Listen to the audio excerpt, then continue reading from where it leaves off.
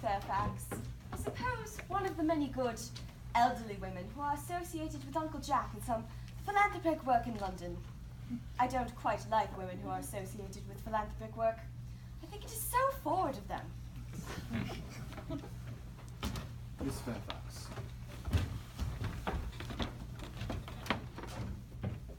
Pray allow me to introduce myself.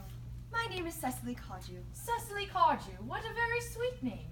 Something tells me that we are going to be great friends. I like you already more than I can say, and my first impressions of people are never wrong. How nice of you to like me so much after we have known each other such a comparatively short time. Pray, sit down. I may always call you Cecily, may I not? Certainly. And you will always call me Gwendolen, won't you? If you wish. Then that is all quite settled, is it not? I hope so. Good. Perhaps this would be a favourable opportunity for my mentioning who I am. My father is Lord Bracknell. You've heard of Papa, I suppose? I don't think so. Outside the family circle, Papa, I am glad to say, is entirely unknown. I feel that this is the way it should be. The home seems to me to be the proper sphere for a man. Once a man neglects his domestic duties, he becomes painfully effeminate, does he not? And I don't like that. It makes men so very attractive. Cecily, Mamma, whose views on education are remarkably strict, has brought me up to be extremely short-sighted. So I hope you don't mind my looking at you through my glasses. Oh, not at all, Gwendolen. I'm very fond of being looked at.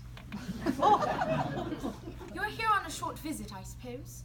Oh, no. I live here. Really? Your mother, no doubt, is some female relative of advanced years, resides here also? I have no mother, nor in fact any relations. Indeed? My dear guardian, along with the assistance of Miss Prism, have the arduous task of looking after me. Your guardian? I am Mr. Worthing's ward. Oh. Ernest never mentioned to me that he had a ward. How secretive of him. He grows more interesting hourly. Now that I know that you're Mr. Worthing's ward, however, I cannot help express feelings of unmixed delight. Cecily, I wish that you were just a little older than you seem to be and not quite so very alluring in appearance. In fact, if I may speak candidly, Pray Cecily... do. I think that whenever one has anything unpleasant to say, one should always be quite candid. Well, to speak with perfect candor, Cecily, I wish that you were full 42 and more than usually plain for your age. Ernest has a strong, upright nature. He is the very soul of truth and honor. Disloyalty to him would be as difficult as deception. Yet men of the noblest possible moral character are extremely susceptible to the physical charms of others. Modern no less than ancient history provides us with many most examples of what I speak of. If this were not true, however, history would be quite unreadable. Pardon me, Gwendolen, but did you say Ernest? Yes. Oh, but it is not Mr. Ernest Worthing who is my guardian. It is his brother, his elder brother. Oh, Ernest never mentioned to me that he had a brother. But now that you mention it, I've never heard any man mention his brother. The subject seems distasteful to most men. Cecily, you have lifted a load from my shoulders. It would have been terrible if a cloud had come across a friendship like ours, would it not? Now you are quite sure that it is not Mr. Ernest Worthing who is your guardian? Quite sure. In fact, I'm going to be his. I beg your pardon? Gwendolen, there is no reason why I should make a secret of it to you. The announcement shall be in our little county newspaper next week. Mr. Ernest Worthing and I are engaged to be married. My darling Cecily, I think there must be some slight error. Mr. Ernest Worthing proposed to me. The announcement will be made on Saturday at the latest. There must be some misconception. Ernest proposed to me exactly 10 minutes ago.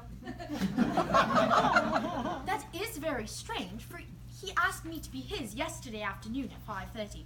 If you care to verify the incident, pray do so.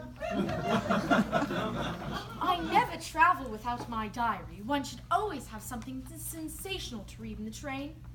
I'm so sorry, dear Cecily, if it is any disappointment to you, for I feel I have prior claim.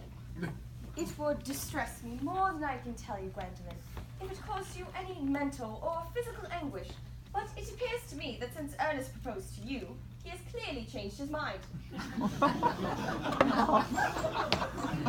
Whatever foolish entrapment the boy has gotten himself into, I shall consider it my duty to rescue him, and with a firm hand. Whatever entanglement my dear boy may have got himself into, I will never reproach him with it after we are married. Do you allude to me, Miss Cardew, as an entanglement? You're presumptuous. On a matter of this kind, it becomes more than moral duty to speak one's mind. It becomes pleasure. Do you suggest, Miss Fairfax, that I entrapped Ernest into an engagement? How dare you? This is no time for the shallow musk of manners. When I see a spade, I call it a spade. I am glad to say that I have never seen a spade. It is obvious that our social spheres are widely different. Shall I make tea here as usual, miss? Yes, as usual.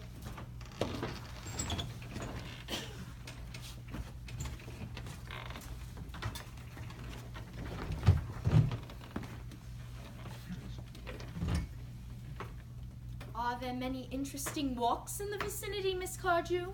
Oh yes, a great many. From the top of one of the hills, quite close, one can see 5 counties. 5 counties. I didn't think I should like that. I hate crowds. I suppose that is why you live in town. Quite a well-kept garden this is, Miss Cardew. So glad you like it, Miss Fairfax.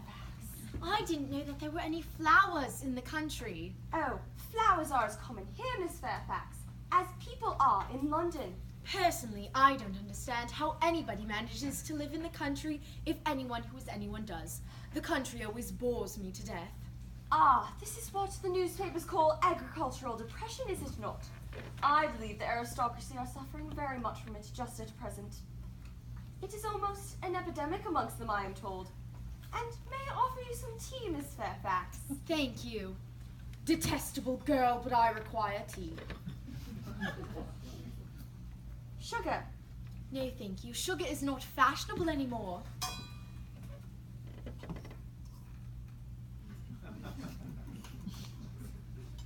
Cake or bread and butter? Bread and butter, please. Cake is rarely found at the finest of houses nowadays. Hand that to Miss Fairfax.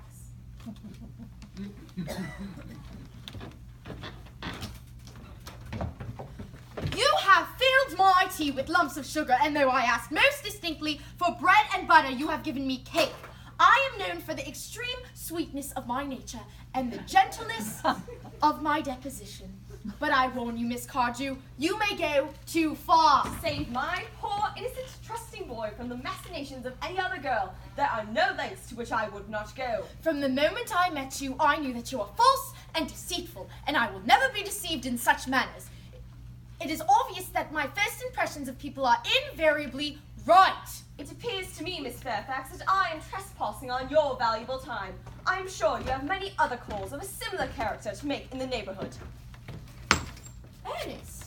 My own Ernest? Gwendolyn, darling. A moment. May I ask you if you're engaged to be married to this young lady? To dear little Cicely. Of course not. What could have put such an idea into your pretty little head? Thank you, you may. I knew there must have been some misconception. This gentleman is my guardian, Mr. John Worthing. I beg your pardon. This is Uncle Jack. Jack?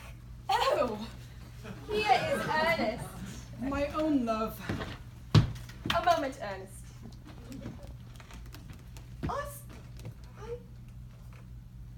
One question. Are you engaged to this young lady? To what young lady? Goodness gracious! Gwendolyn. Yes, to goodness gracious. I mean, to Gwendolyn. Of course not. What could have put such an idea into your pretty little head? Thank you, you may. I felt that there was some slight error. This gentleman is my cousin, Mr. Algernon Moncrief. Algernon Moncrief? Who? Are you called Algernon? I cannot deny it.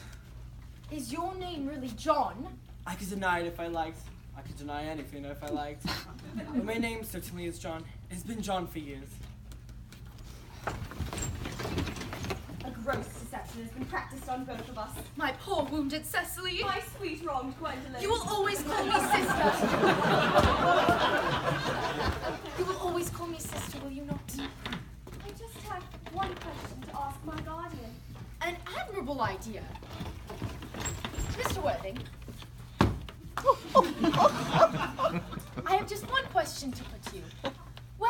brother Ernest. We are both engaged to be married to your brother Ernest, so it is a matter of no small importance to both of us to know where your brother Ernest is at present. Gwendolyn, Cicely, it is a very painful position for me to be forced to speak the truth. It is the first time in my life that I've ever been reduced to such a painful position, and I'm quite inexperienced in doing anything of the matter. However, I will tell you quite frankly that I have no brother Ernest. I have no brother at all. I've never had a brother in my life, and I certainly don't have the smallest intention of ever having one in the future. No brother at all? None. Had you never a brother of any kind? None. Not even of any kind. It seems to me that neither of us is engaged to be married to anyone. It is not a very pleasant position for a girl to find herself in, is it? Let us go into the house. They would never dare to venture to follow us in there. No, men are so cowardly, aren't they? This ghastly state of things is what you call bunburiness.